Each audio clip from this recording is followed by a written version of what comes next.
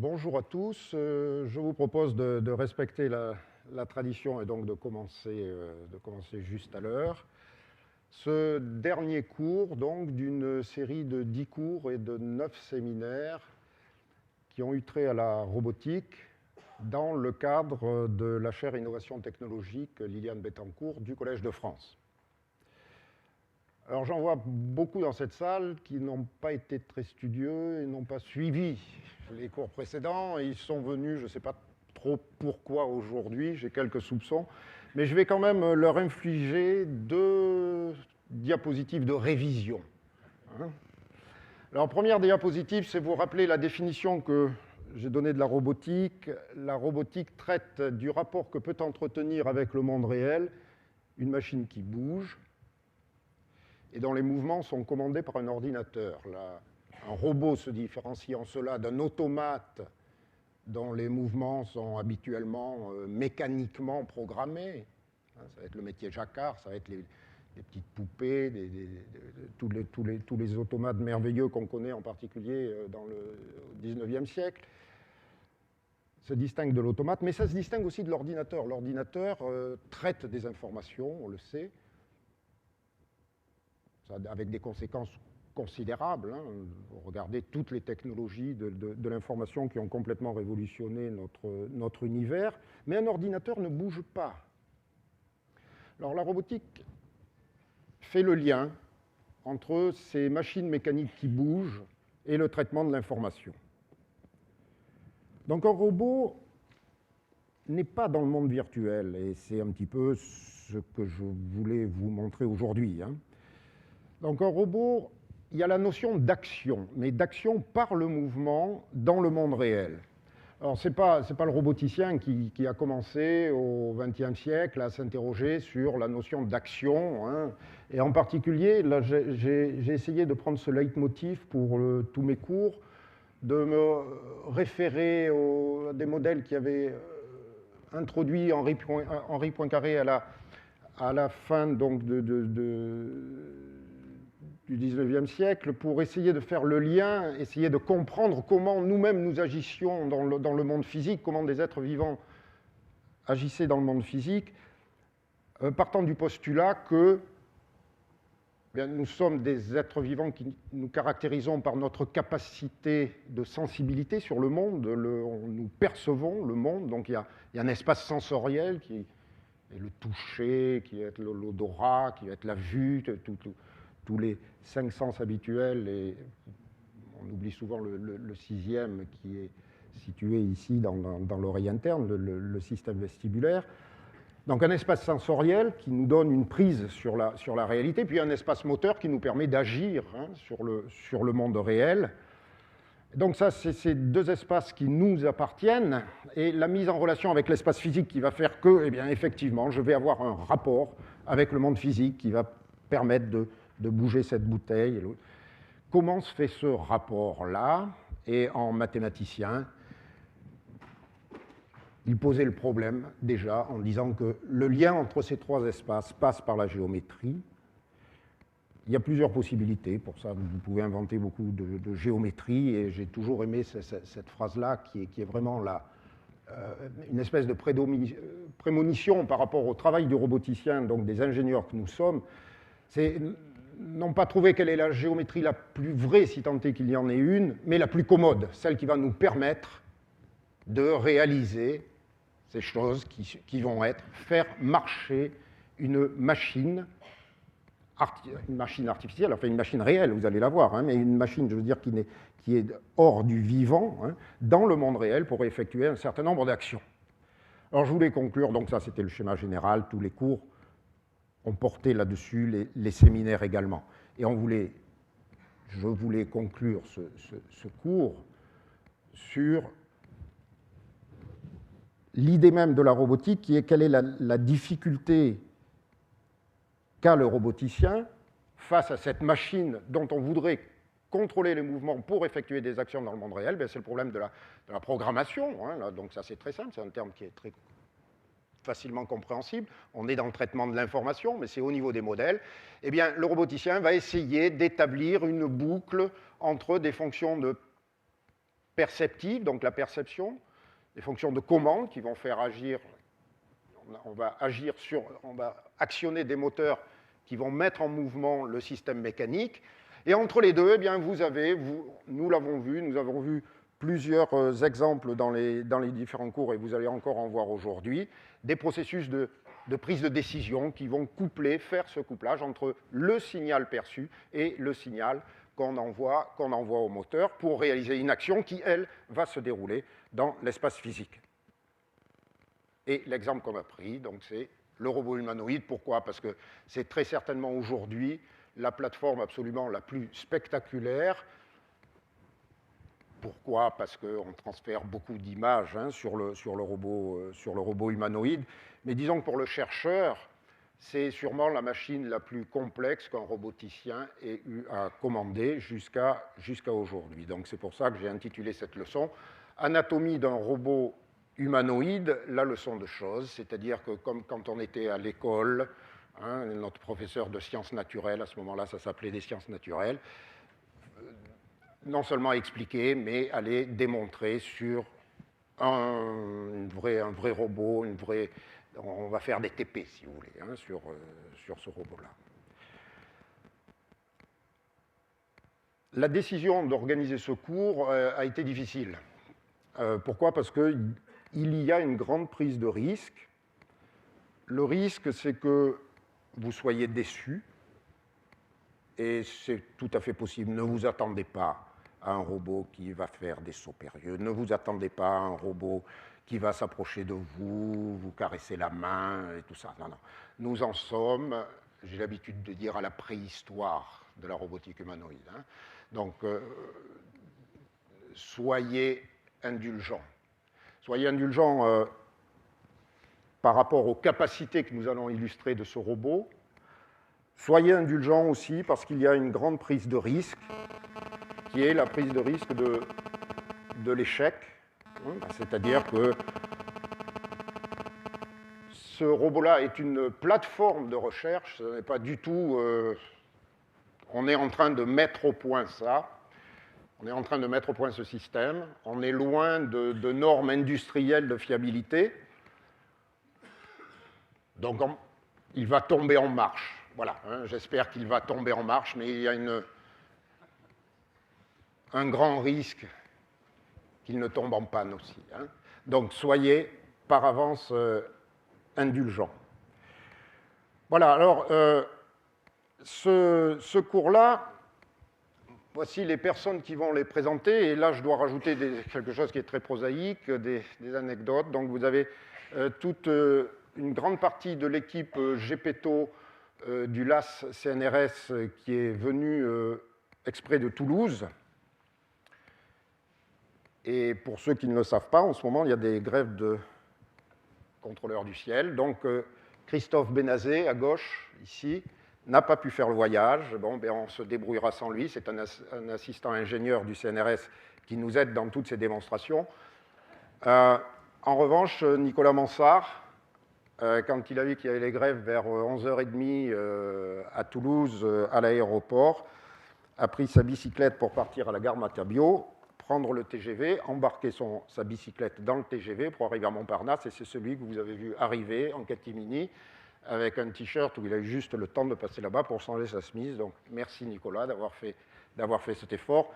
Les autres ayant pris la précaution d'amener quand même un des personnages de secours qui est le robot ici, mais qu'il a fallu transporter dans son cercueil que vous avez là, et qui lui est venu donc par camionnette la veille. Donc avec Duong Dang, qui est doctorant au LAS, Antonio El-Khoury, doctorant, Florent Lamiraud, qui est directeur de recherche au CNRS, Nicolas, donc, dont je viens de parler, Thomas Moulard, doctorant au LAS, et Olivier Stas, ici, chargé de recherche au CNRS. Et puis, vous allez le voir, je vais commencer par là, c'est aussi l'histoire de ce robot, c'est l'histoire d'une grande amitié aussi franco-japonaise, et vous avez des chercheurs français qui sont au Japon, des chercheurs japonais en France. Enfin là, il y a eu un chercheur de plus, François Kate, qui s'est greffé là, venant de Montpellier, après être rentré de Tsukuba, enfin on ne sait plus très bien. Voilà. Donc toutes ces personnes-là vont m'aider effectivement à faire ce cours. Bien. Alors, simplement, avant de vous présenter le robot et de le dévoiler, je voudrais simplement mentionner quelques mots de contexte. Donc, la généalogie des robots humanoïdes, au moins au Japon, ça est quand même le Japon qui est celui qui est le plus en pointe à l'heure actuelle sur les robots humanoïdes. Donc, ils ont commencé à travailler dès le début des années 70 avec le robot Wabot de Waseda, une université à Tokyo. Et après, vous avez eu toute une série de développements qui se sont faits, dont les plus spectaculaires que vous devez très certainement connaître. C'est le robot Asimo de la société Honda, hein, qui est apparu dans les années 2000, et il y a toute une série. Celui-ci, c'est un des derniers modèles. Donc vous l'avez sûrement vu, il court, vous ne verrez pas ce robot-là courir, hein, donc les performances ne sont pas tout à fait les mêmes, mais le nôtre fera des choses qu'Asimo ne sait pas faire.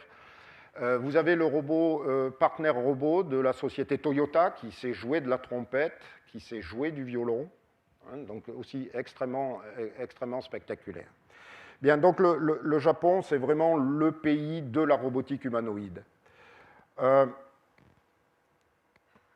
Il y a eu, à la fin des années 90, une très grande intuition par le professeur Hiroshika Inoue, qu'on considère tous comme étant le père de la robotique humanoïde, qui a eu l'idée de lancer au Japon un projet HRP, Humanoid Robotics Project,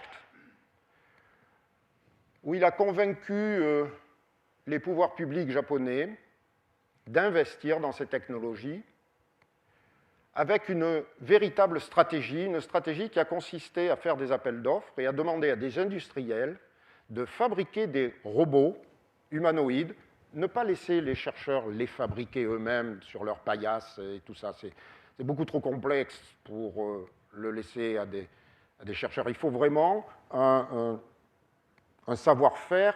Si on veut être libéré, bien sûr, de tous les incidents mécatroniques, ce qui était notre cas, j'y reviendrai tout à l'heure, il faut le laisser faire à des professionnels. Donc ça a été une société Kawada qui a remporté le marché, alors qui est une société, il faut comprendre, c'est à peu près l'équivalent de Bouygues chez nous, c'est-à-dire c'est une société de BTP qui est en train de construire une des plus grandes tours du monde, à Tokyo en ce moment, et qui se trouve avoir des activités annexes comme fabriquer des hélicoptères.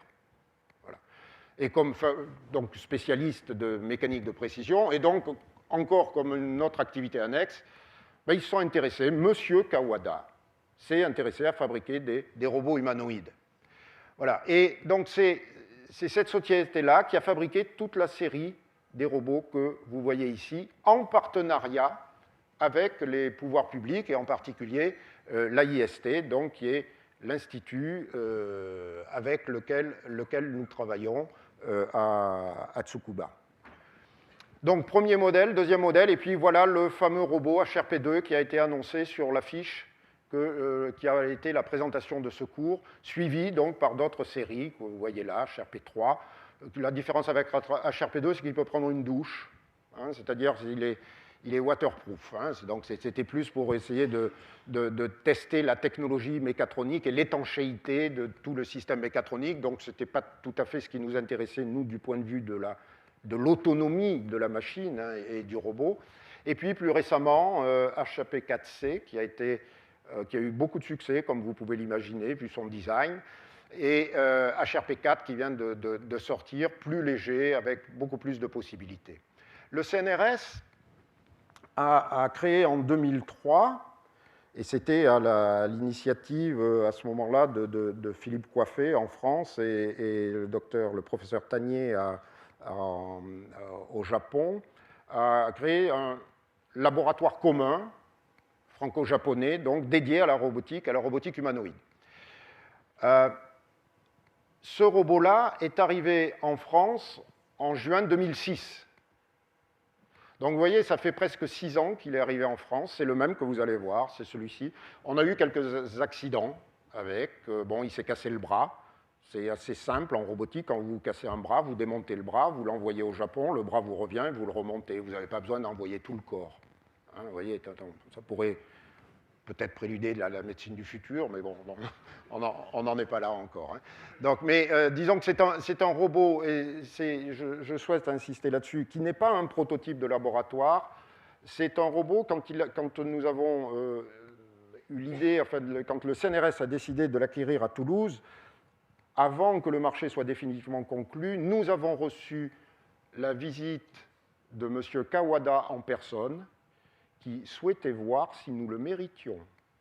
Comprenez bien ce que je suis en train de dire, hein, c'est-à-dire c'est le seul robot donc, de HRP2. Il y en a une vingtaine de copies, c'est le seul qui soit sorti du Japon, hein, qui est en France, à Toulouse. Ce que je veux dire, c'est qu'à travers cette anecdote, c'est l'importance que les Japonais ont accordé d'entrée de jeu au sérieux de ce programme. Hein.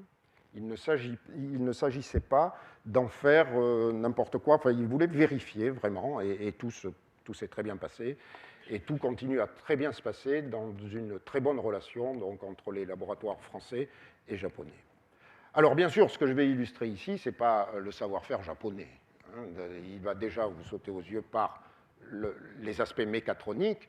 Nous, notre savoir-faire, puisqu'il n'est pas dans la mécatronique, puisqu'il n'est pas dans la mécanique, dans quoi est-il? Eh bien, il va être dans le traitement de l'information, donc dans des réflexions de fond que nous menons sur la nature de ce système qui, au-delà du fait qu'il est un simple robot humanoïde qui nous servira dans le futur, très certainement, on sera amené peut-être à débattre des applications, mais là, aujourd'hui, l'objet de ce cours, c'est de vous présenter une recherche en train de se faire, c'est-à-dire quels sont les défis que pose ce type de machine pour le chercheur en robotique. Eh bien, c'est ce que nous allons illustrer à travers le fait que c'est un système qui est anthropomorphe. Et nous ne pourrons pas éluder le fait que cette machine-là a notre forme, grossière, très grossière, hein, on y reviendra. Mais donc, c'est comment, simplement par le traitement de l'information, à l'aide de deux ordinateurs qui sont embarqués là-dedans, ce robot-là va pouvoir réaliser en bout de course ce que le roboticien cherche chez un robot, c'est que celui-ci réalise des actions avec la plus grande autonomie qui soit. Donc voilà, allez, ce cours de cette brève introduction a été suffisante, je crois. Maintenant, je pense qu'on peut dévoiler le robot. Donc, Olivier et Diong vont vous le montrer. Donc, il correspond parfaitement à ce que vous voyez sous l'image. Voilà. Alors, voilà le robot HRP2. Alors, on a parlé d'espace sensoriel et on a parlé d'espace moteur. Alors, on ne va pas rentrer dans les détails de la mécatronique, je l'ai dit, mais quand même deux mots. Au niveau des moteurs, eh bien, ce robot-là a 30 moteurs avec un système de transmission un petit peu astucieux ici, qu'on appelle des harmonic drive, hein, pour les transmissions des mouvements. Et puis, vous avez des capteurs, donc, qui vont vous permettre de capter des informations sur l'environnement.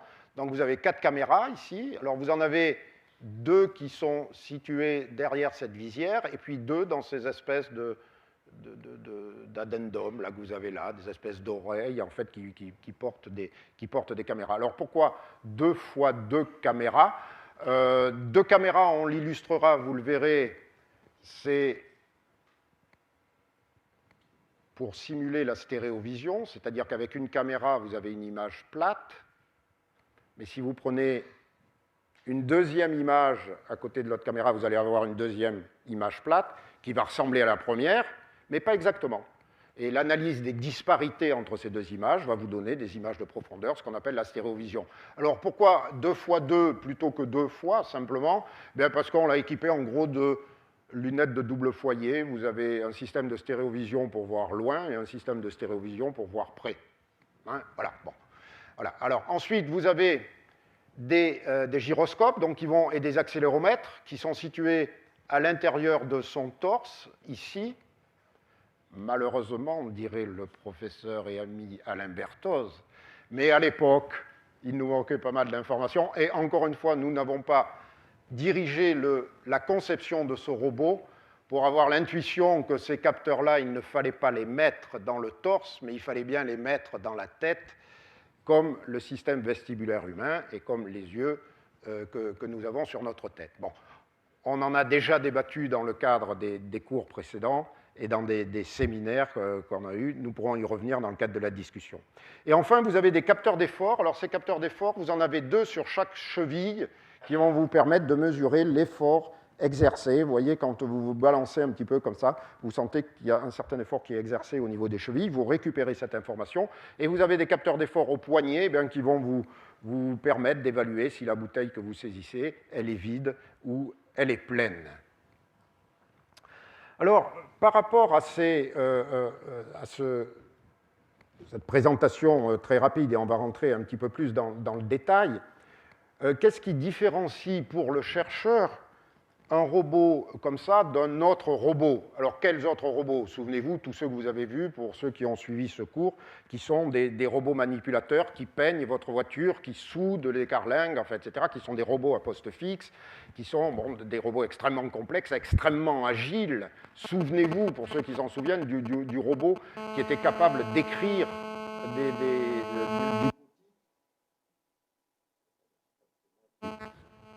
qui est de l'interférence, oui.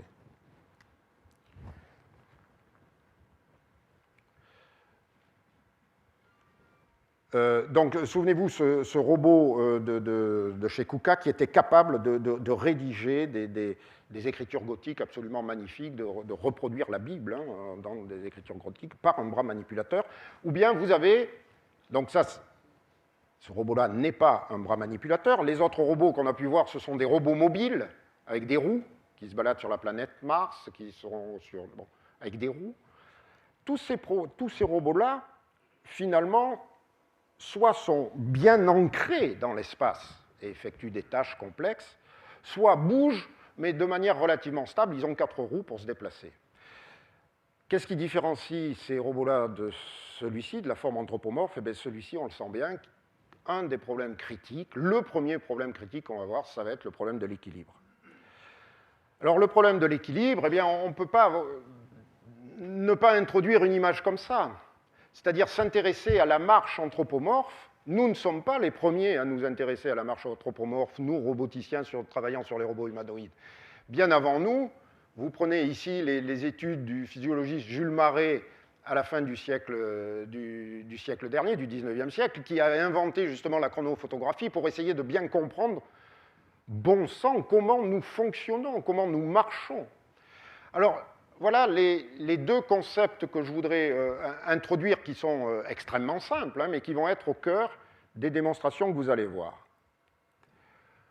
Ce robot-là, il est bien positionné sur le sol, et comme ça. Ce robot-là, on sent bien que ce n'est pas une position statique. C'était une position... regardez, ce robot-là a une certaine dynamique, rien que dans son image. Celui-ci est posé, celui-ci n'est pas posé. En fait, si vous regardez bien, vous allez pouvoir voir que la relation que le robot établit avec le sol, ici, donc par ses pieds, ici, vous avez 2 pieds au sol. D'accord ? Si vous prenez l'enveloppe convexe de ces 2 pieds au sol, c'est-à-dire tout ce qui entoure là, ces 2 pieds, et que vous faites la même chose ici, il n'y a qu'un pied au sol. Un équilibre statique, ça serait quoi? Un équilibre statique, vous direz que le centre de masse, le centre de gravité de votre système, doit être au-dessus du polygone de sustentation, sinon vous tombez. Alors, c'est vrai dans le cas de l'équilibre statique, mais si vous faites la projection du centre de masse ici de ce robot, vous voyez qu'il ne tombe pas sur le polygone support. Et pourtant, ce robot ne tombe pas, mais il ne tombe pas, attendez, un équilibre dynamique, c'est un pari sur le futur. Ce robot ne tombe pas parce qu'il est en train de marcher. Et en fait, il y a un deuxième point qui est très important, dont on va beaucoup parler aujourd'hui, qui va être le critère de l'équilibre dynamique du robot, c'est le centre de pression, c'est-à-dire ce point qui s'exerce ici sur la pression. Le centre de pression du robot doit être sur le polygone support. Alors, où est le centre de pression lorsque le robot ne bouge pas? Bien, il se confond avec la projection du centre de masse sur le polygone support.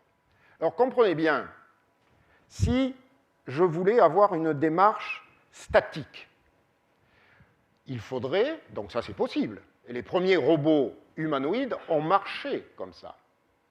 Il faudrait qu'à tout instant, le centre de masse soit au-dessus du polygone support. Donc je veux me déplacer. Ça veut dire qu'il va falloir que je prenne la jambe droite et que je la mette devant. Hein.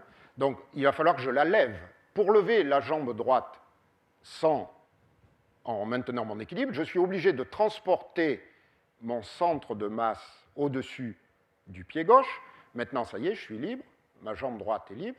De poser ma jambe droite quelque part, mais vous voyez, je suis toujours en équilibre sur mon pied gauche, de la poser à terre. Donc ça y est, là j'ai récupéré un autre point d'appui, j'ai récupéré un polygone support où je peux transférer mon centre de masse comme je souhaite.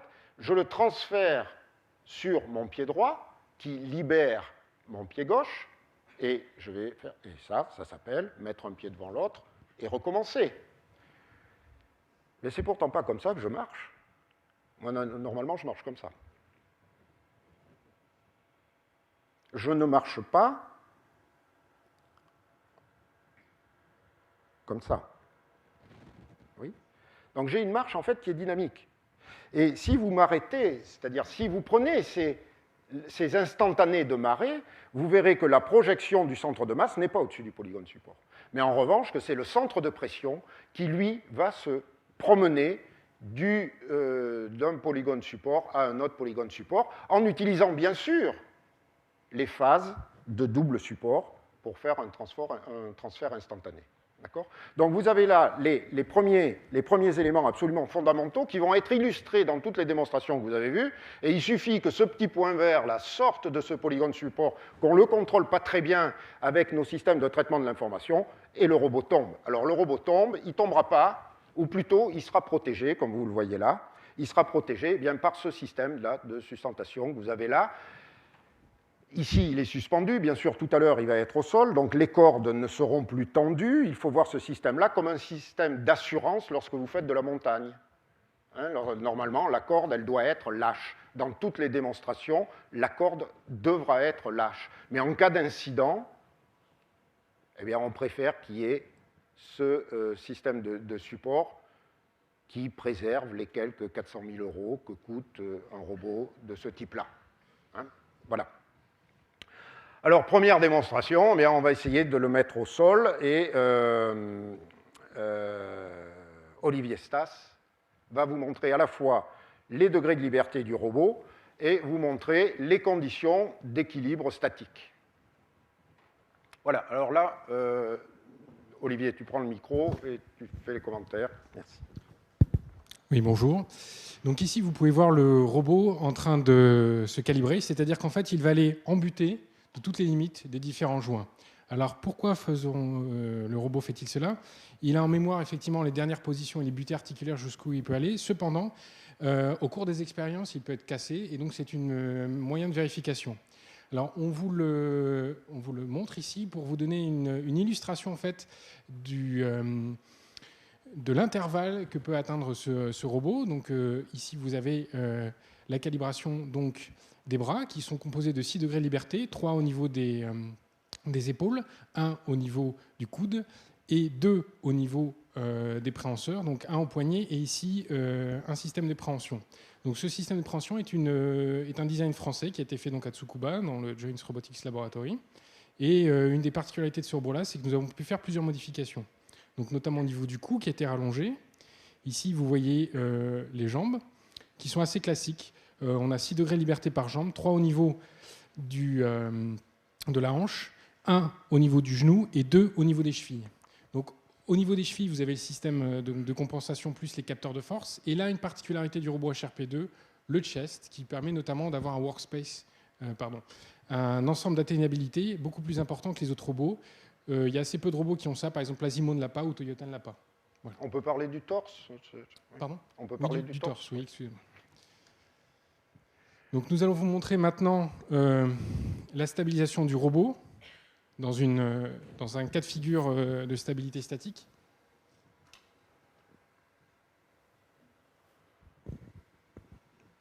Donc là, nous allons alimenter les moteurs du robot.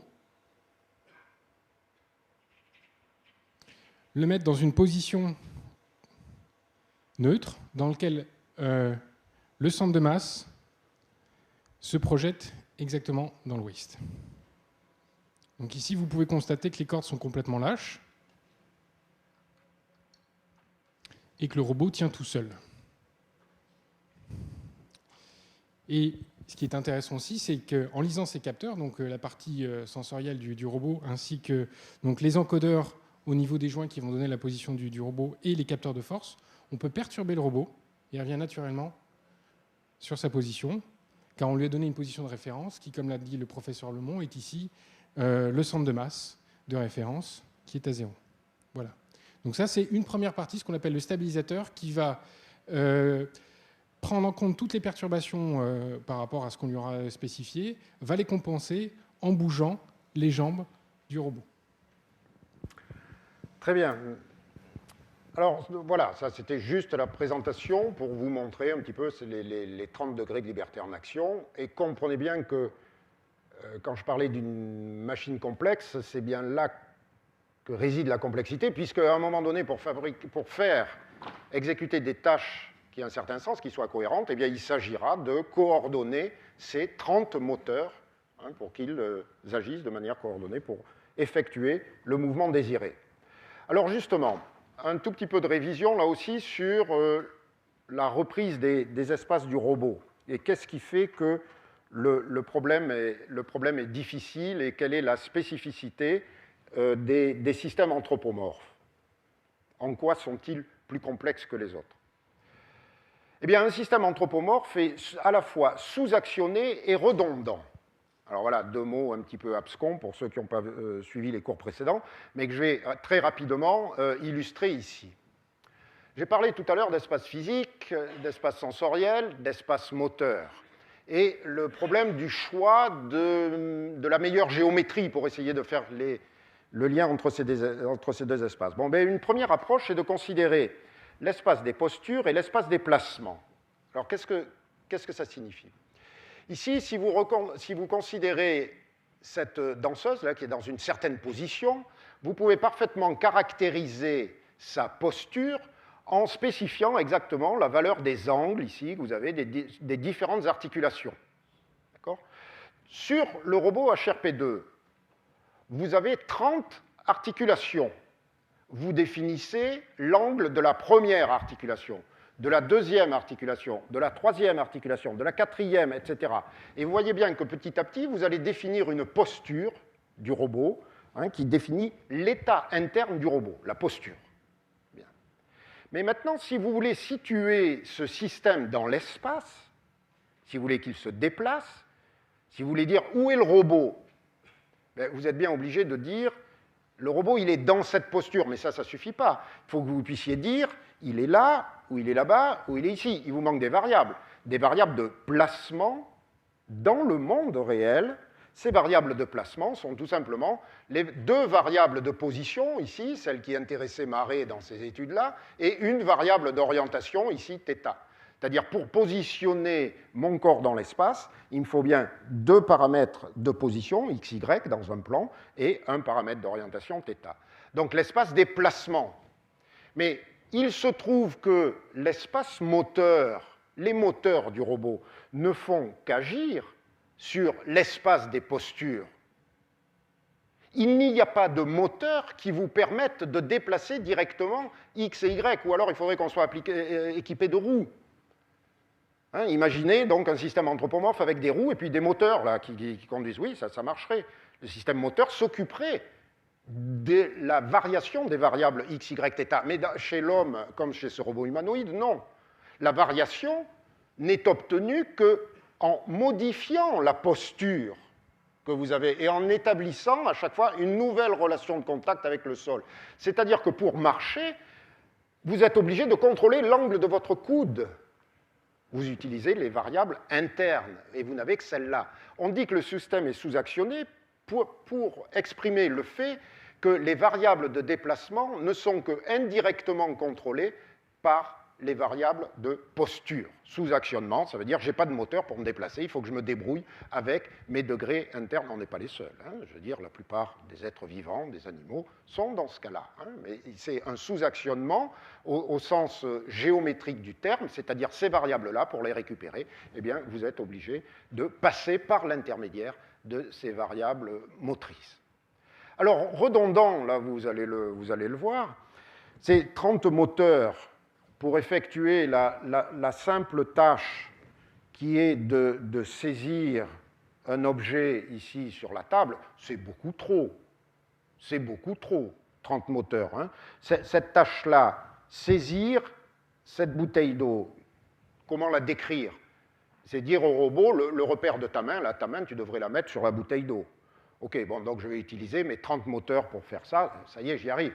Mais c'est beaucoup trop de moteurs. Regardez, je peux très bien saisir la bouteille comme ça. Mais regardez, je peux très bien la saisir comme ça.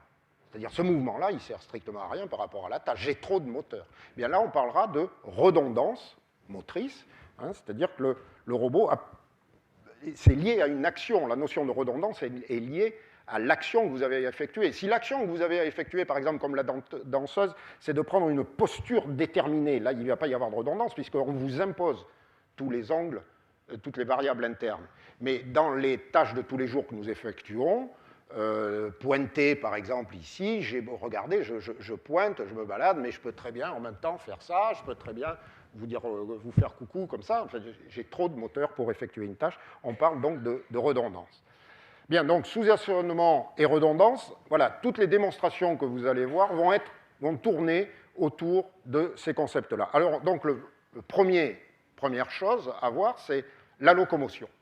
Donc, un robot, comment ça marche? Ou plutôt, ce robot, comment marche-t-il? D'accord? Alors ça, c'est à nouveau Olivier qui va vous expliquer ça.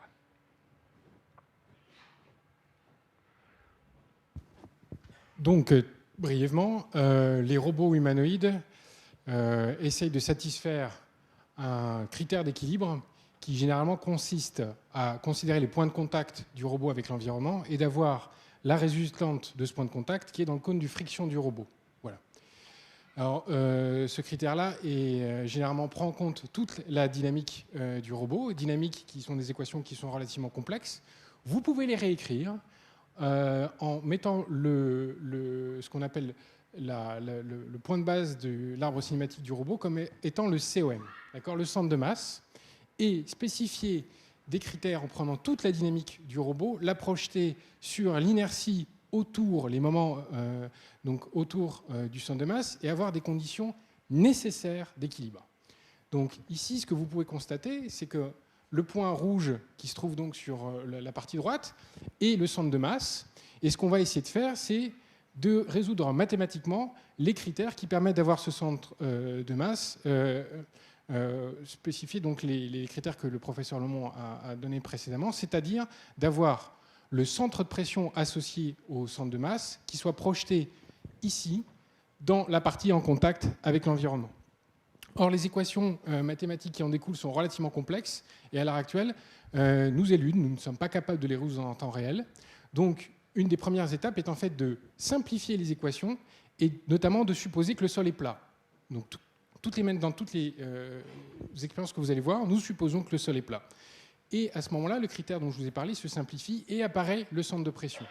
Une fois que vous avez le centre de pression, on a quand même une série d'équations qui sont relativement simples du point de vue mathématique, mais qui restent très difficiles à faire en temps réel, d'accord, avec les perturbations auxquelles est soumis ce robot-là. Et donc, une simplification supplémentaire consiste à supposer que le COM est sur un plan. Et donc, vous voyez ici la table du robot. Donc, on obtient la série d'équations données ici là, sur le robot. Donc, l'accélération du COM, la masse du robot. Supposer que le robot est en fait un chariot qui est sur une table, et on souhaite que le centre de pression, qui est ici le point sur lequel on a un moment qui est égal à 0, qui soit en dessous de la zone en contact avec le robot. Et je vais maintenant vous donner une illustration sur le robot de ce concept. Auparavant, peut-être il y a cette figure à commenter. Excuse-moi. Désolé. Donc, une fois qu'on a basé ce modèle-là, il faut trouver la trajectoire du centre de masse. Donc pour ça, en fait, on a ce point qu'on appelle le centre de pression qui doit se trouver dans le cône l'enveloppe convexe des points de contact avec l'environnement, qui sont ici représentés par les différents emplacements des pas dans l'environnement. Et ce que vous pouvez constater ici, c'est que la zone la plus stable pour ce centre de pression est le centre de ces rectangles. Donc le critère est relativement simple.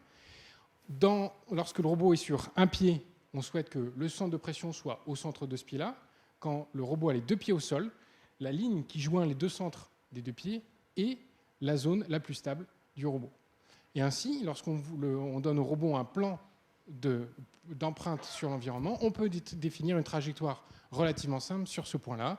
Et ensuite, en utilisant la relation simple que j'ai brièvement introduite précédemment, nous pouvons déterminer une trajectoire du centre de masse que le robot va tenter de suivre en temps réel.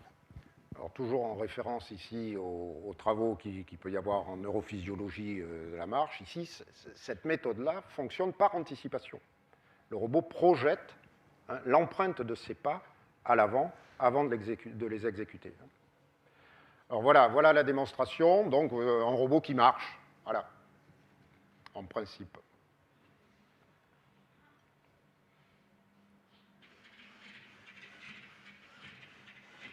Donc vous pouvez constater que ce n'est pas une marche quasi statique. Hein, ça a l'air de rien. Je vous ai dit que vous alliez être déçus. Hein. Encore une fois, le robot vient de marcher. Ça y est, la démonstration est terminée. Hein. Pas le cours, mais la démonstration. Hein. Donc, mais on vous a suffisamment préparé, je pense, pour que vous ayez bien cette sensation que le robot a marché de manière dynamique. Hein. Ce n'était pas une marche statique. Bien. Alors maintenant, on va passer donc au problème de la redondance, qui est un problème du choix, et je fais référence donc au cours du 6 février sur lesquels tout cela a été développé. Donc vous voyez ici, il y a ce petit système anthropomorphe, ici c'est un petit squelette. On lui demande de prendre un cube qui est quelque part par là. Vous voyez, l'espace est extrêmement encombré. Vous verrez tout à l'heure HRP2 faire des tâches peut-être pas aussi complexes, mais éviter des obstacles dans ce cas-là. Mais regardez ici, prendre cet objet-là pour le robot, eh bien, vous pouvez le faire avec différentes postures. Il y a plusieurs postures qui correspondent à la prise. Il y a redondance parce que la dimension de l'espace d'action est strictement inférieure à la dimension de l'espace des postures. Alors, comment vont se faire les critères de choix? Nicolas, est-ce que tu es remis de tes émotions? Oui. Donc, Nicolas Mansart va vous présenter les techniques qui ont été illustrées lors du cours du 6 février, mais qu'il va reprendre ici. Bonjour. Donc, je vais essayer de vous expliquer comment est-ce qu'on met le robot en action, à la fois pour planifier ses mouvements, si on veut le faire à l'avance, mais aussi pour contrôler les mouvements en temps réel sur le robot. Alors, on va s'intéresser à une sous-partie fonctionnelle du robot. Donc, par exemple, c'est l'exemple que je vais filer tout au long de ces deux transparents.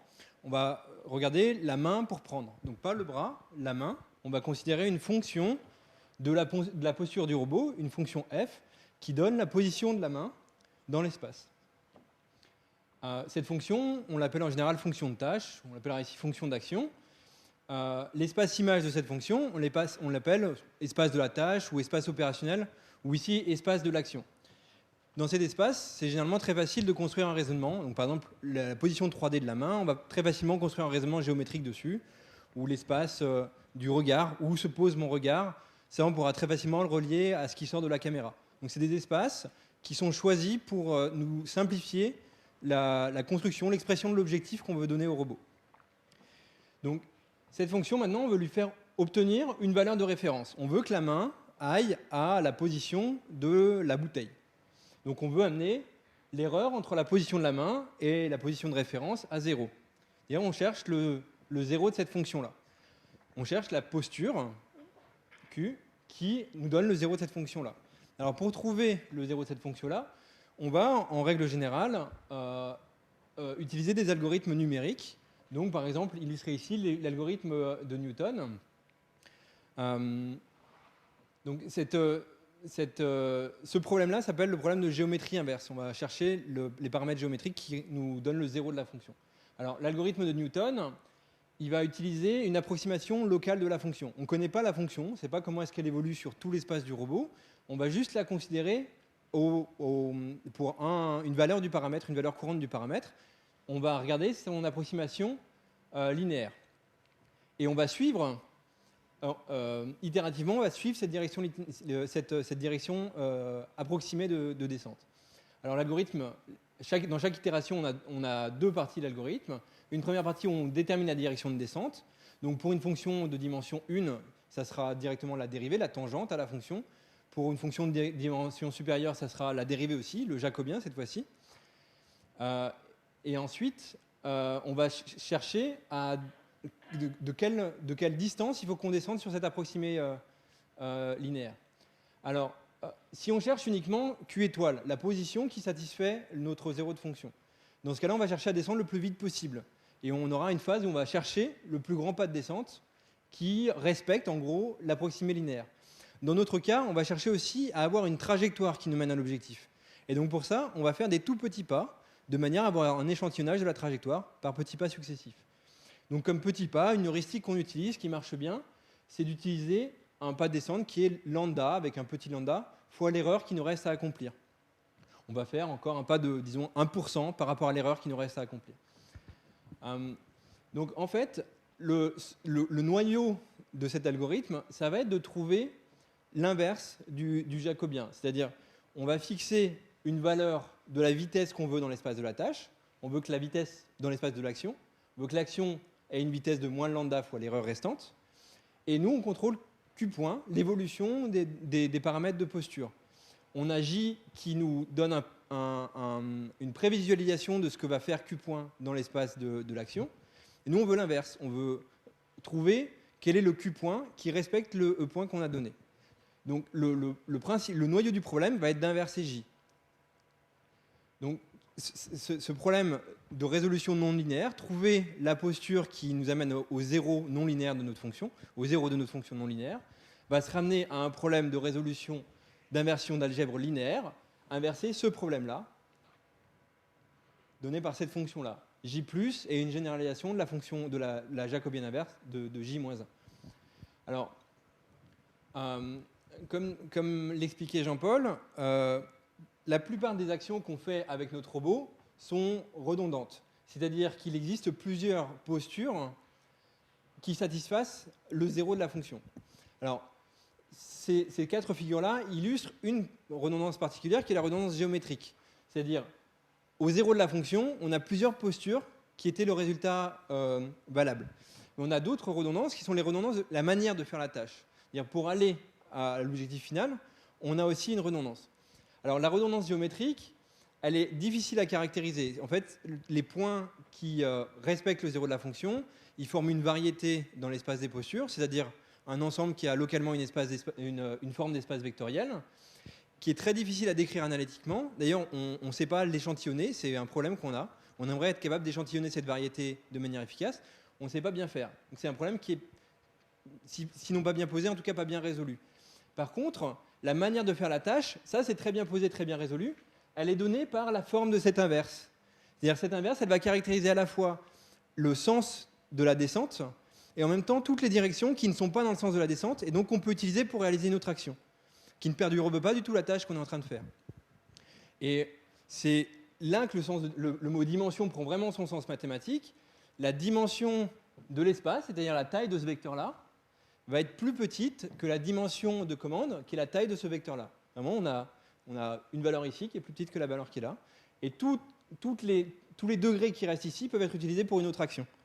Et cette méthode-là, on va pouvoir s'en servir pour sommer des actions. C'est-à-dire si on prend l'objet, ça nous contraint 3 degrés de liberté, il nous en reste 27.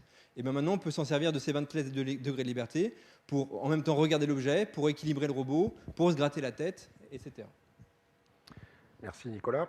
Alors je vais passer à un deuxième niveau de difficulté, c'est que là, comme Nicolas l'a mentionné, donc l'espace des commandes, là c'est les fameux moteurs. Mais est-ce qu'on pourrait appliquer ces méthodes-là pour la locomotion? Vous vous souvenez? Les fameuses variables x, y et θ. Ben non, puisqu'on n'a pas de moteur, on n'est pas dans l'espace de commande. Ça veut dire que la locomotion a un statut particulier par rapport à la prise d'un objet. Alors ça nous trouble beaucoup. Hein, vous voyez la difficulté. Prendre un objet, on sent bien que c'est complètement redondant. Mais se déplacer, est-ce qu'il y a une forme de redondance? Non, on a parlé de sous-actionnement. Alors, on ne peut pas faire... La locomotion n'est pas une tâche comme une autre. C'est la question qu'on s'est posée et qui a été le sujet de thèse d'un de nos doctorants, Oussama Kanoun, et qu'il a résolu de la manière suivante, par une astuce. Par une astuce. Donc la locomotion, une action comme une autre dans le sens que l'a développé Nicolas Mansart. Donc l'idée de base, eh bien celle-ci, c'est qu'on va partir d'une position là et on voudrait, pour aller prendre un objet qui est situé assez loin, comment on va faire? Finalement, réfléchissons. Vous avez un robot mobile à roues muni d'un bras manipulateur. Il doit aller chercher une bouteille là. Voilà, sa fonction d'autonomie, il regarde où il est, il ouvre les yeux, pouf, pouf, stéréovision, pouf, pouf, un modèle, hop. Et puis, qu'est-ce qu'il faut? Ah, la bouteille, elle est trop loin. Donc, il faut que j'aille à la bouteille. Je vais à la bouteille. Je suis à la bouteille. Bien, et maintenant, qu'est-ce que je fais? Je prends la bouteille. Donc, qu'est-ce qui s'est passé ici?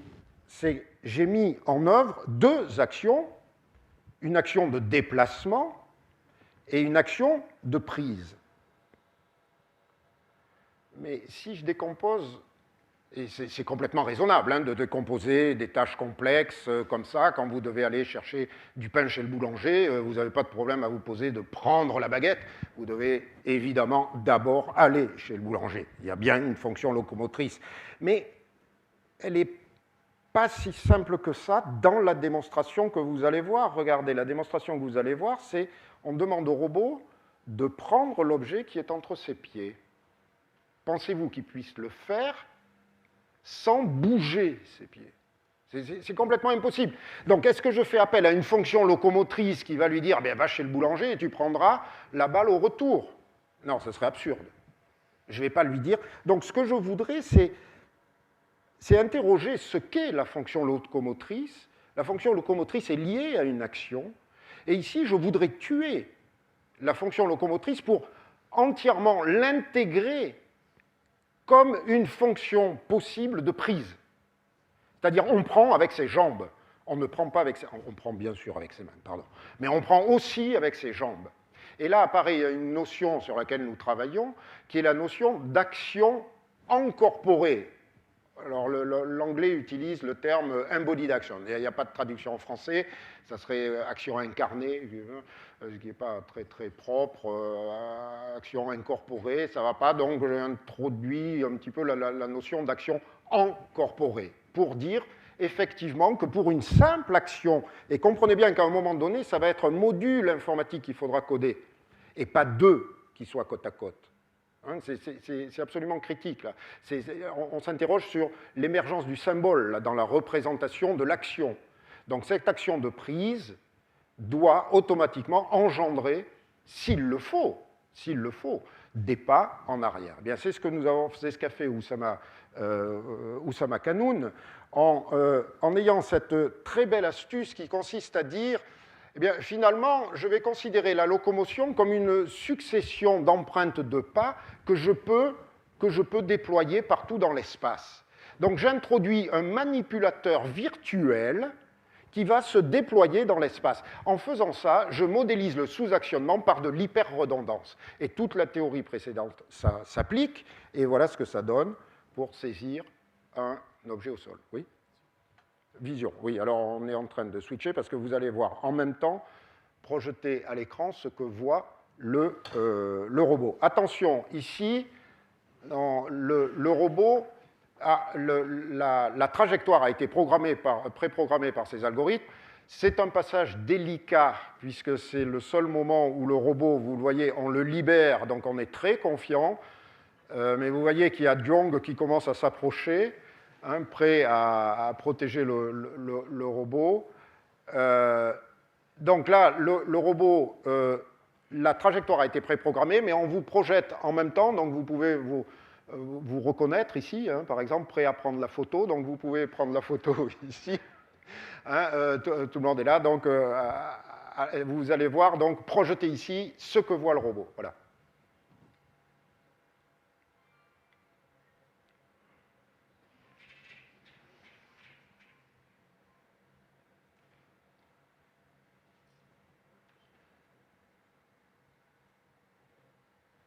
Donc vous voyez sa main apparaître et on ne distingue pas très bien l'objet. Si, il est là.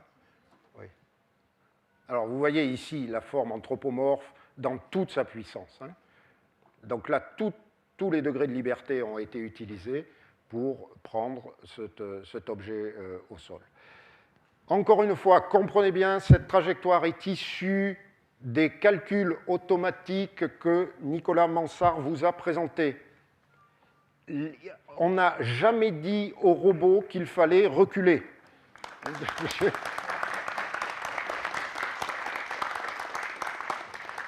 Ces petits pas donc, ont été engendrés automatiquement par la méthode. Alors non, là je vous l'ai dit, hein, il n'y a pas de triche, ça a été calculé hors ligne, hein, ça a été calculé complètement hors ligne. Les temps de calcul ici seraient de l'ordre de quelques secondes. Hein, il y aurait quelques secondes d'anticipation pour calculer cette trajectoire-là. Alors, jusqu'à présent, on vous a parlé finalement des capacités d'action de ce robot, de l'intérêt, vous le voyez bien ici, de l'action anthropomorphe, hein, de ramasser un objet au sol, fait vraiment intervenir tout l'ensemble du corps anthropomorphe du robot. Bien, donc on va poursuivre.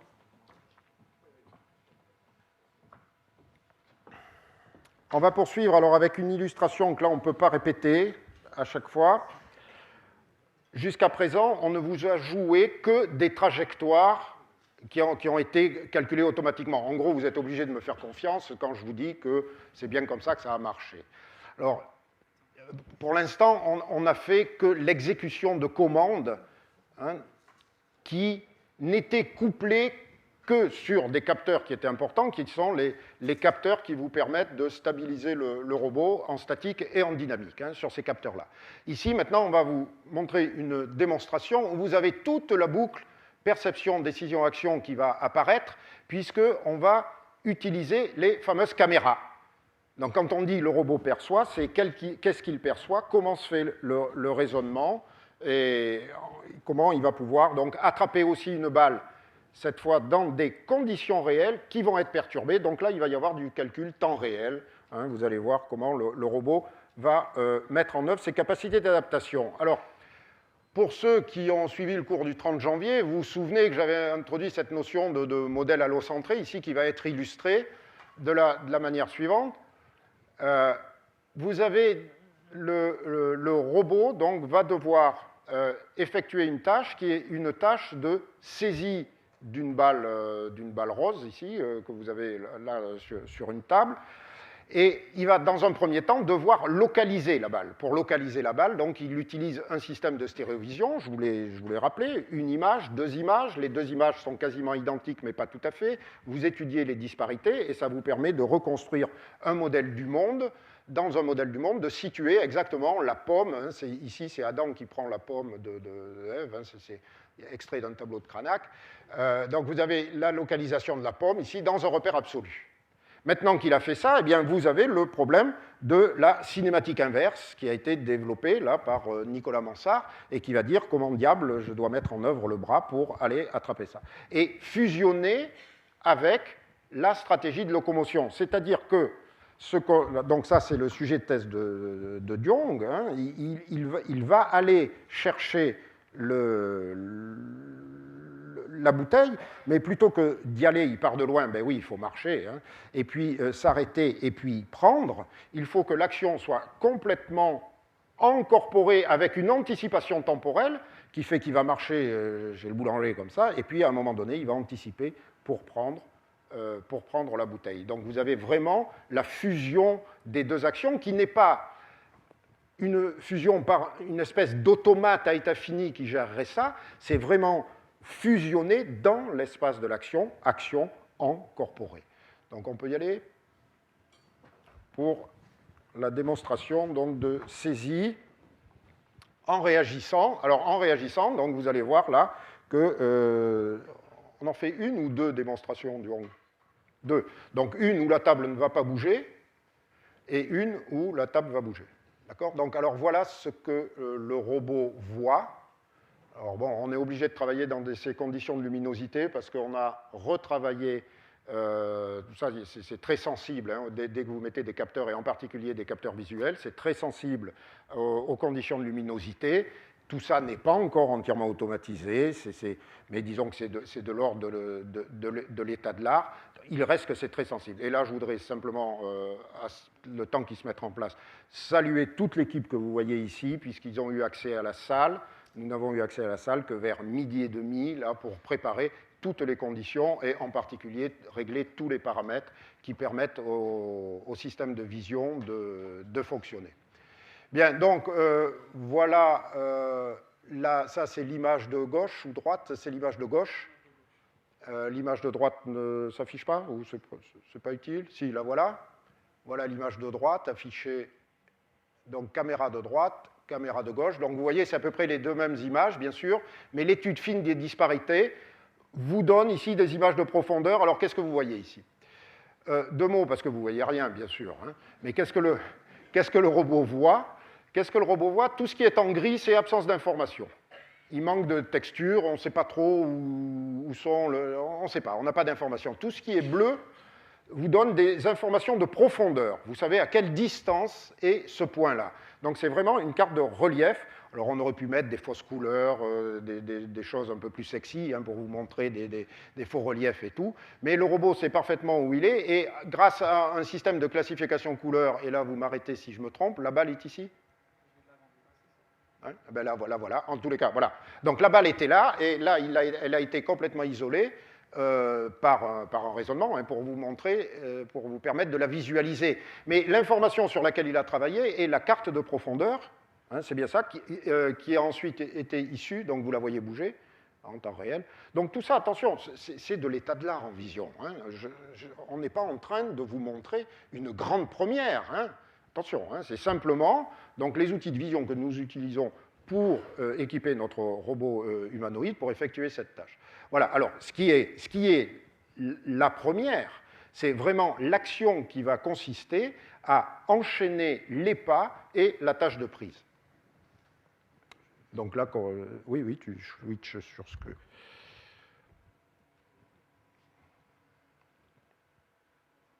Et à la fois, si on peut donner une idée du temps de calcul, ça sera bien.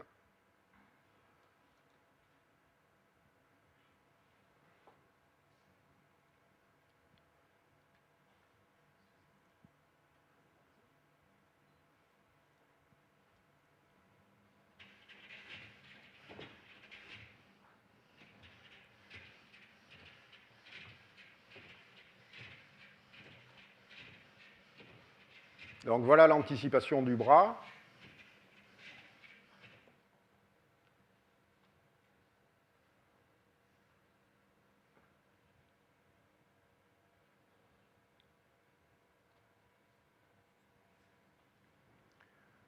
Et donc il termine son geste en prenant, on peut le constater très délicatement, la balle sur la table.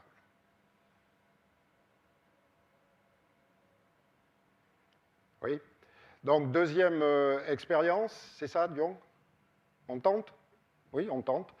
Donc là, il faut le remettre en position de départ. Donc, exactement la même expérience, mais vous allez voir que pendant la marche, il va y avoir une perturbation de la position de la balle. Hein, c'est bien ça. Donc voilà, si vous avez une ou deux questions, là, le temps qu'ils se remettent en place, n'hésitez pas. Hein. Encore une fois, ce qui est important, le système de perception est, encore une fois, de l'état de l'art. Hein, ce n'est pas notre fonds de commerce. Vraiment, le cœur de notre recherche est vraiment sur les aspects action, hein, la relation qu'il y a entre le mouvement et l'action. Oui, Frédéric? Je crois que le docteur Lamiraud doit avoir la réponse, puisque c'est lui qui a tenu à ne pas supprimer ce trépignement à la base. Je ne sais pas, en fait, je ne me souviens plus pourquoi.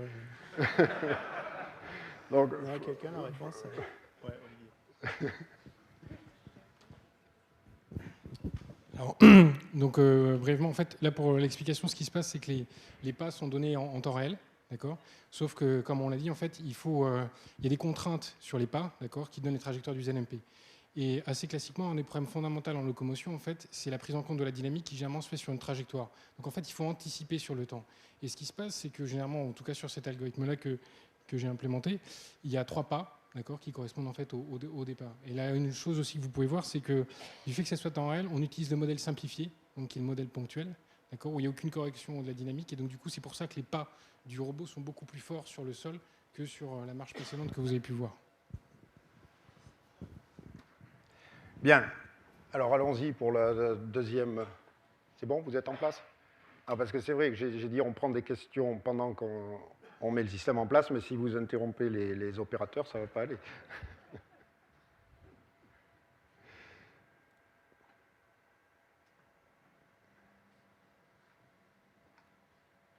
On ne rebascule pas sur le système de vision? Non, ce n'est pas utile. Hein,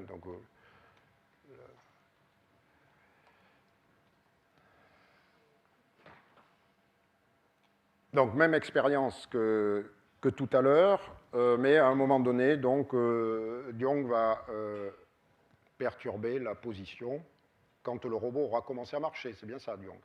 Hein, donc, c'est pour vous montrer qu'il n'y a pas de triche là, il y a vraiment de la réactivité.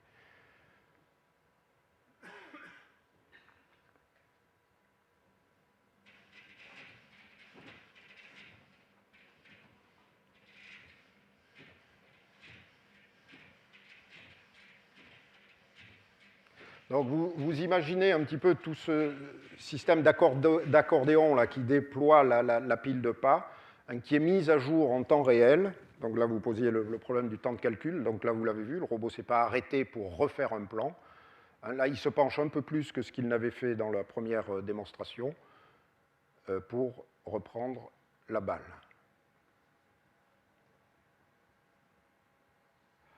Voilà.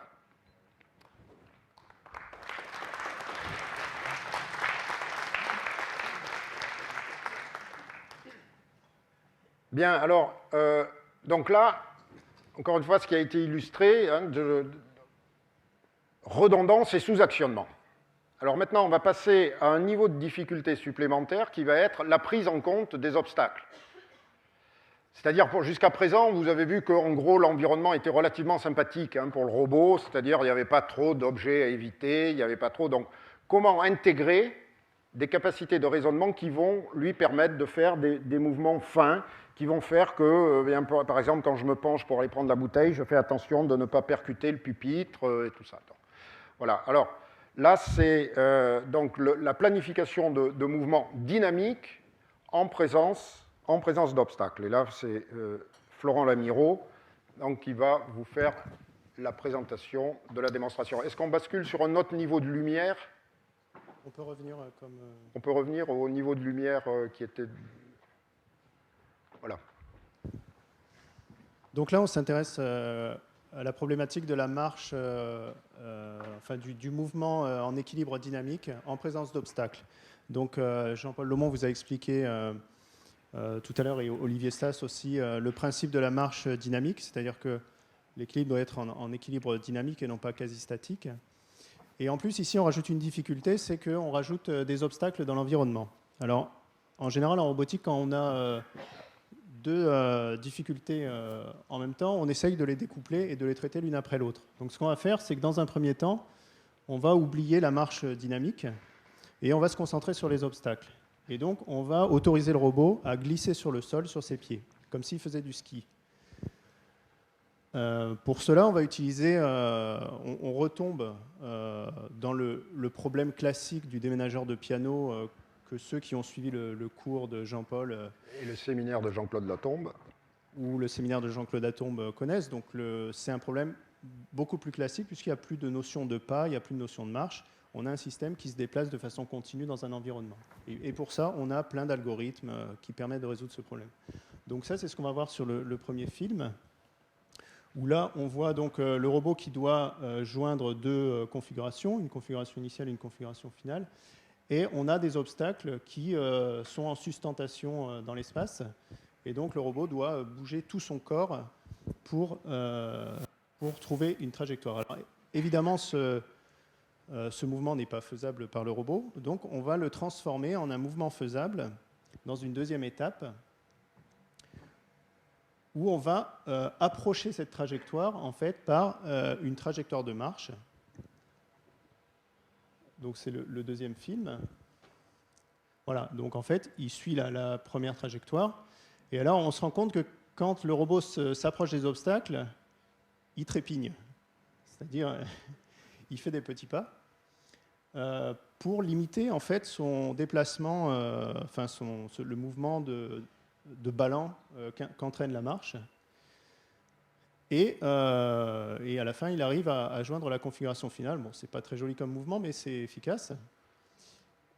Voilà, il arrive à... Donc ici, on a résolu le problème de la marche dynamique et de l'évitement d'obstacles. Maintenant, je vais vous expliquer comment on passe de ce premier mouvement qui n'est pas faisable au second mouvement.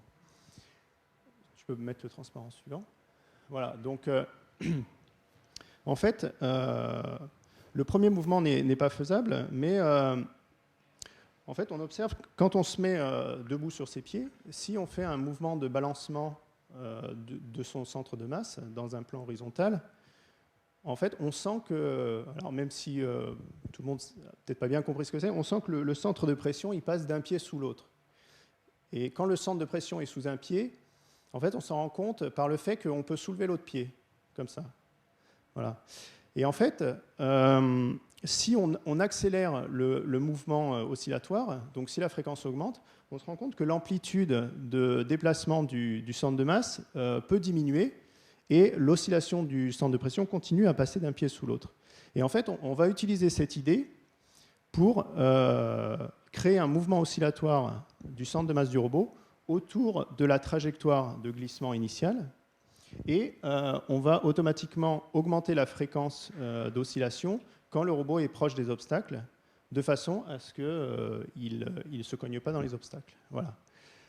Donc on va illustrer cela par une petite démonstration où le robot donc, est dans une configuration initiale et il doit atteindre une configuration finale pour placer la balle qu'il a dans la main sur cette étagère.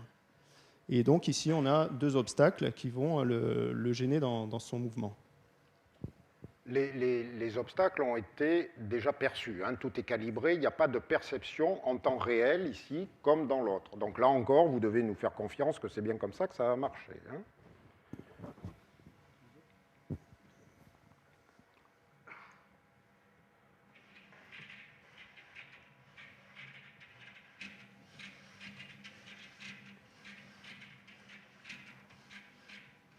Alors, c'est au passage entre... Voilà. Voilà, vas-y, pardon. Voilà, donc c'est ici, quand le robot est plus proche des obstacles, il est obligé de faire des pas plus petits pour limiter le balancement du bassin.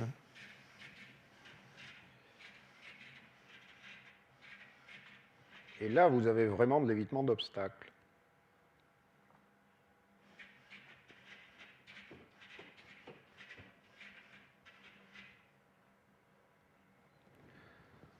Voilà. Donc, un autre concept ici un autre concept de fond, c'est, si on résume cette démonstration, c'est comment exploiter la dynamique du système pour avoir des mouvements d'une meilleure précision.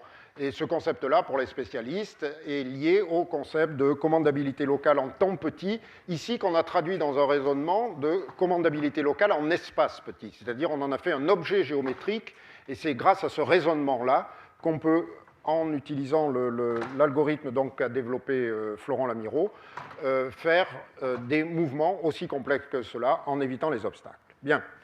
Alors, si on poursuit encore un petit peu en avant, parmi les dernières démonstrations, donc l'avant-dernière, on m'interroge souvent sur la nécessité d'avoir des robots de forme anthropomorphe.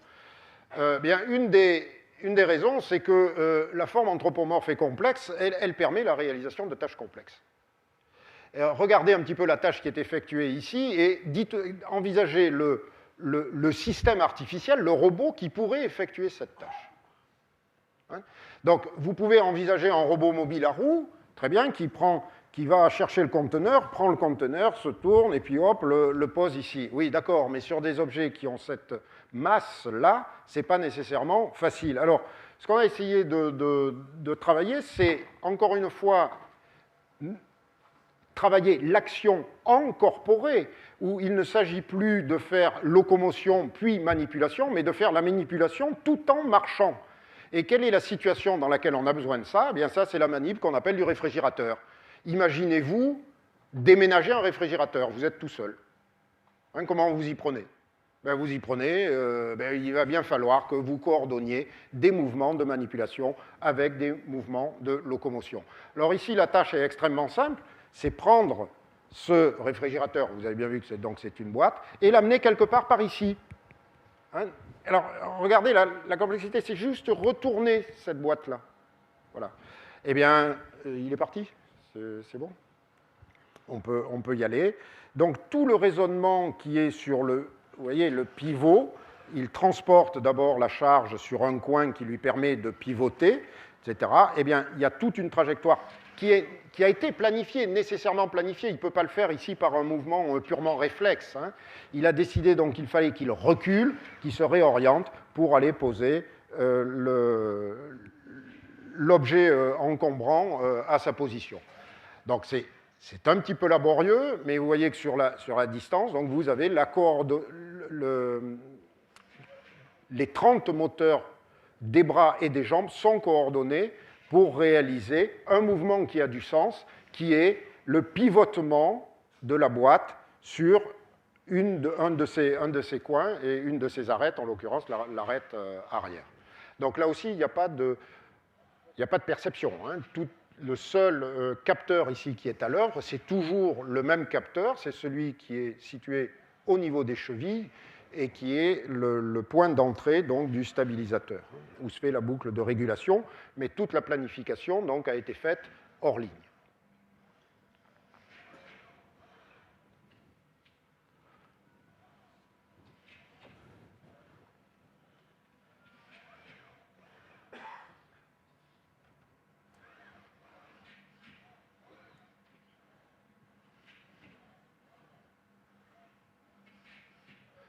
Encore une fois, la tâche qui a été assignée au robot, c'est de positionner cette boîte dans une position X, Y et θ dans l'espace.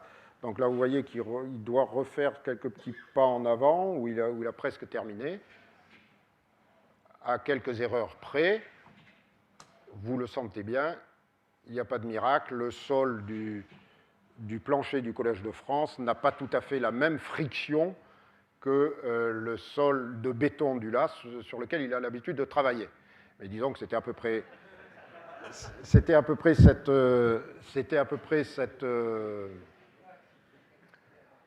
cette position donc, qu'on souhaitait atteindre. Bien, eh bien, écoutez, nous allons conclure par une dernière démonstration qui est sûrement parmi les plus spectaculaires. Dans le sens, alors là aussi, vous allez sûrement être déçus, parce que le robot va danser. Hein, le robot va danser devant vous, et il va danser il va faire du hip-hop, hein, donc une danse, voilà. En tous les cas, la chorégraphie qu'il va exécuter a été donc définie par un danseur de hip-hop, dans le cadre d'une action qui a été faite l'an dernier dans le cadre de la Fête de la Science à Toulouse, où la mairie de Toulouse nous avait commandé un petit spectacle hein, sur qu'est-ce qu'on pouvait présenter d'un petit peu spectaculaire. Et Olivier Stas et Nicolas Mansart ont décidé de faire appel à un danseur professionnel donc de hip-hop, pour essayer de faire une danse coordonnée. Donc le danseur n'est pas venu, c'est Taïeb, vous le verrez tout à l'heure, Mais l'idée, là aussi, c'est d'illustrer la dynamique des mouvements. Donc c'est Nicolas Mansart qui va vous présenter toute cette démonstration. Alors, le robot est tombé, c'est pas normal, donc on le recalibre un petit coup. Je vais revenir dessus. Alors, dans ce que je vous ai présenté précédemment, on était uniquement en géométrique. À la limite, on avait un petit peu de vitesse, mais la vitesse, c'est presque de la géométrie. Maintenant, on s'intéresse à la dynamique du robot, c'est-à-dire que dans le mouvement qu'on calcule, on veut qu'il prenne en compte ses forces, ses accélérations. Alors, ça va se faire pratiquement de la même manière, c'est-à-dire ça revient finalement à un autre problème d'optimisation linéaire à résoudre. Cette fois-ci, on va intégrer directement les variables de force, et puisqu'on a les variables de force, on va devoir aussi avoir les couples articulaires du robot, les couples qu'exercent les moteurs, et bon, plus de vitesse, mais des accélérations, ce qui est encore de la géométrie, pratiquement de la géométrie. On met tout ça ensemble, et on va pouvoir, de la même manière qu'avant, lier l'espace de l'action, ou la vitesse dans l'espace de l'action, donc le temps joint à l'espace de l'action, à ces variables de force, de couple moteur et d'accélération. Et ce lien-là, on va le linéariser autour du point du temps instantané. Donc on va regarder un petit déplacement, donc une accélération sur un tout petit temps, une force sur un tout petit temps, va donner comme variation dans l'espace de l'action.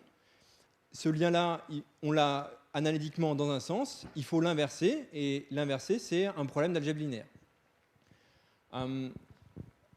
Donc vraiment, au niveau numérique, mathématique, finalement, quand on appelle le programme, tout au bout, c'est le même solver linéaire qu'on avait en cinématique pour résoudre la dynamique. Là, ça se ramène au même problème mathématique. Mais par contre, ça donne beaucoup plus... Garde-moi juste la phrase qui est là. Cette fois-ci, ça va nous faire apparaître d'autres formes de redondance. Donc comme précédemment, on a cette redondance entre l'espace d'action, donc la main pour prendre, dimension 3, et l'espace de posture étant immédiatement l'espace des moteurs du robot.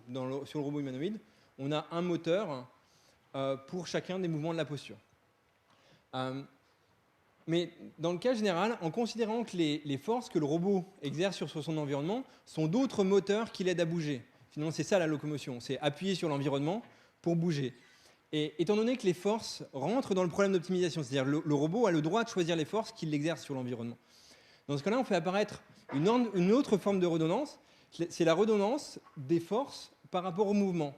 Dans le cas général, un robot humanoïde, et plus encore un humain qui a des muscles antagonistes, va avoir plus de variables pour contrôler ses forces que pour contrôler ses mouvements, et plus de variables pour contrôler ses mouvements que pour contrôler son action.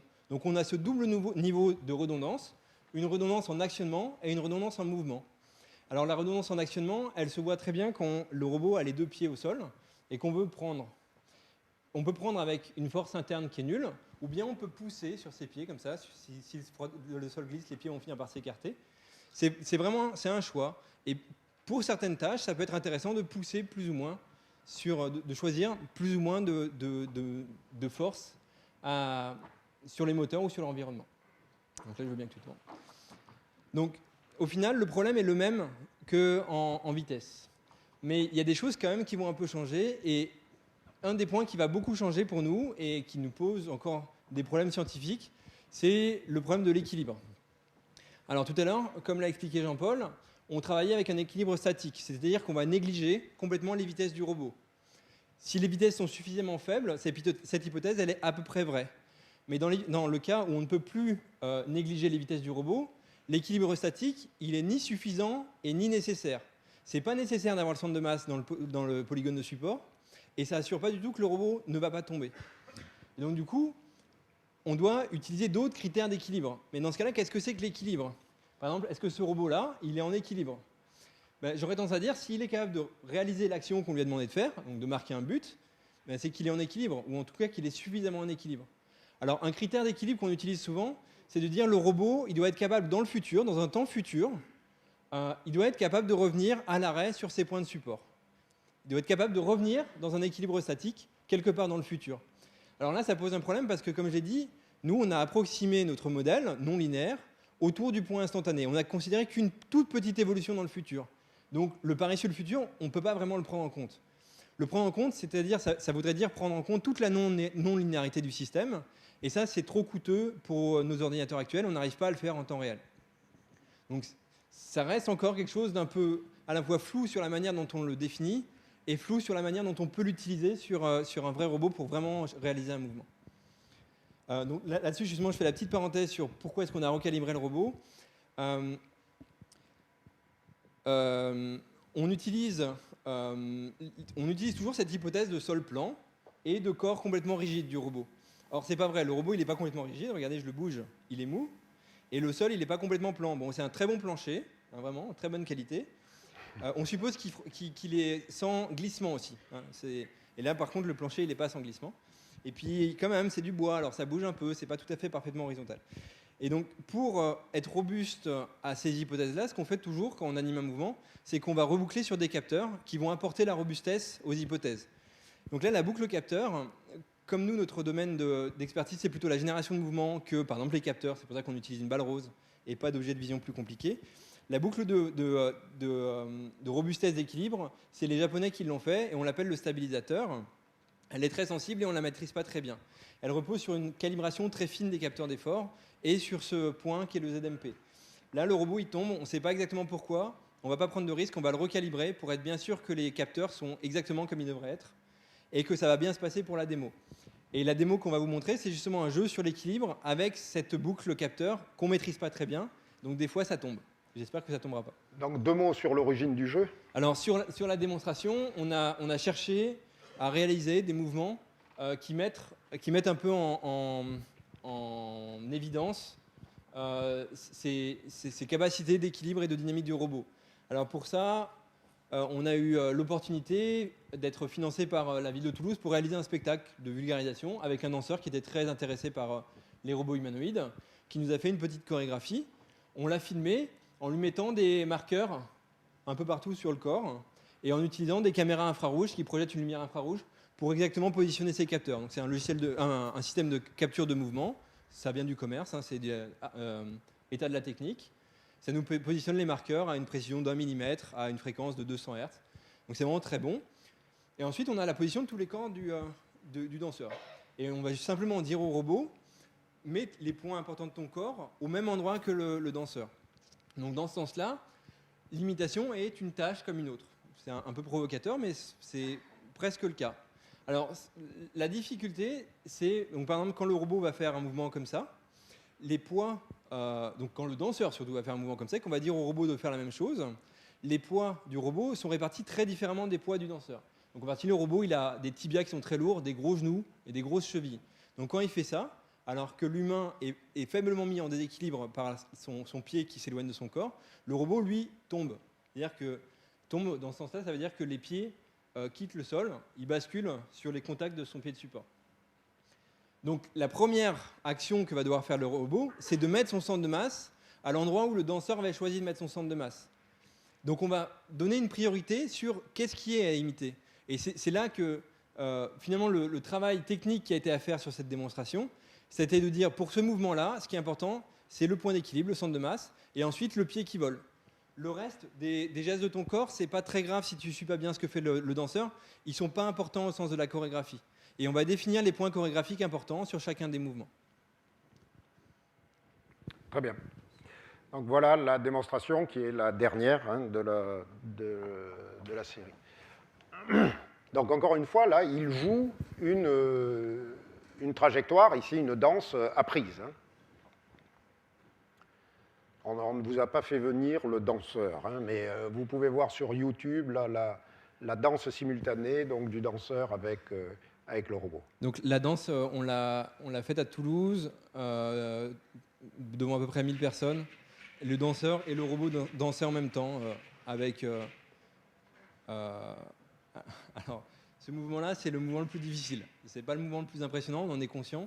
Mais le fait de bouger les bras rapidement pendant que le robot marche, ça pose beaucoup de problèmes au robot.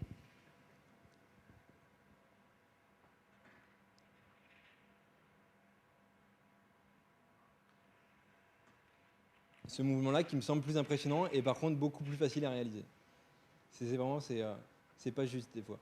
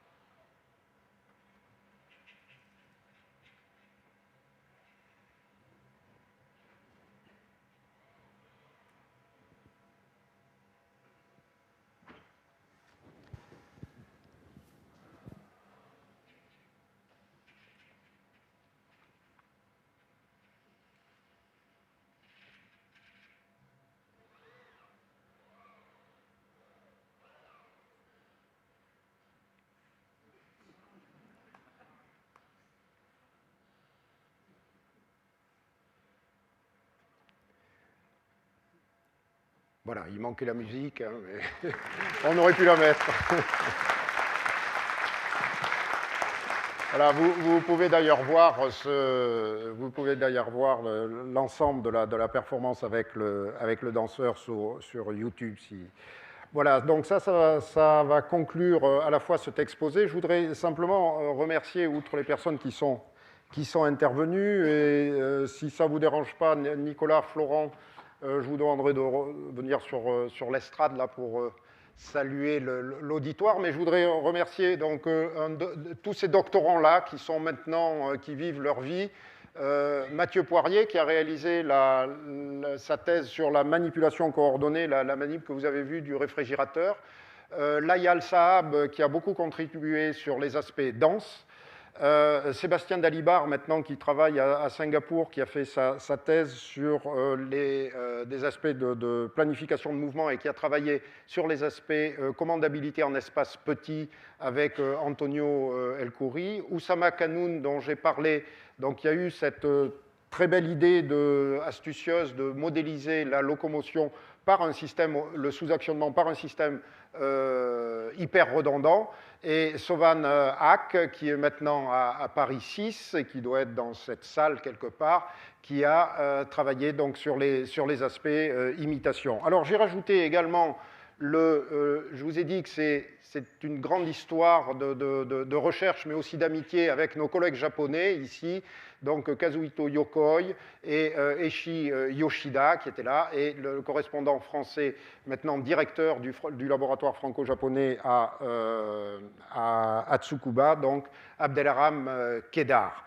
Voilà, alors simplement pour vous rappeler, avant de clôturer ce cours, que la série des cours est maintenant terminée, mais qu'il y aura un colloque le 2 mai sur le colloque robotique et santé, donc avec des intervenants ici prestigieux donc de la communauté française de robotique. Et je vous encourage à venir sans avoir peur du fait que le colloque sera en anglais, à assister au colloque des 12 et 13 juin, où vous aurez réuni 9 des plus grands spécialistes de robotique mondiale. Je crois que c'est la première fois qu'on réunit, et nous sommes très fiers de les réunir au Collège de France, un tel panel de chercheurs de réputation internationale ici au Collège de France. Vous aurez 3 Européens, 3 Américains et 3 Japonais. Voilà, la série des cours est maintenant terminée. Je vous remercie pour votre attention.